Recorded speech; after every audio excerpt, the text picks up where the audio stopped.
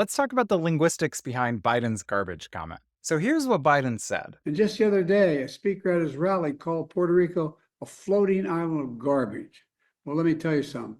The only garbage I see floating out there is his supporters. There are at least three possible interpretations of what he said in this clip. The first possibility is that he said supporters, plural, referring to Trump's supporters. Now, in context, this interpretation could be referring to all of Trump's voter base, but it could also be referring specifically to Trump's political allies. The second possible interpretation is that Biden said supporters with a singular possessive and an implied noun. So under this interpretation, he was saying the only garbage I see out there is his supporters' garbage. The third possible interpretation is that he said supporters plural possessive. But what makes this impossible to determine is that even though all three of these are written differently, they're all pronounced exactly the same. Supporters, supporters, and supporters are all homophones in English. So why is English like this? Why is something so important as grammatical possession so difficult to figure out in the language? English actually has two ways of indicating possession, the word of or apostrophe s. The of possessive is called the prepositional genitive because it uses the preposition of, and the apostrophe s is called the Saxon genitive because it comes from an Old English suffix. And the prepositional genitive and the Saxon genitive actually have two slightly different uses. The prepositional genitive tends to emphasize the possessor,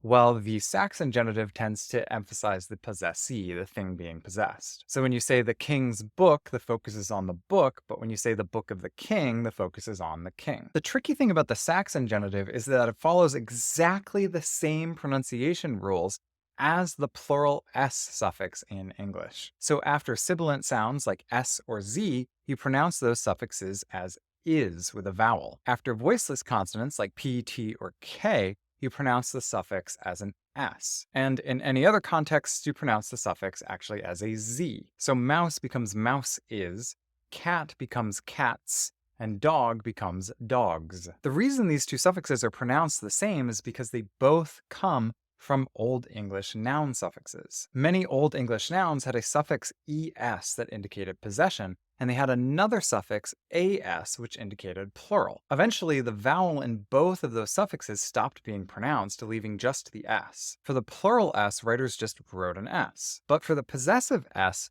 the French already had a convention of using an apostrophe to write silent e's, and there was a lot of French influence on English at the time. So English writers adopted that convention for writing the possessive s, and that's how we get apostrophe s for possessors in English today. And that's why supporters, supporters, and supporters all sound the same but are written differently. I'm Danny. I post about the science and diversity of language. Give me a follow if you want to learn more.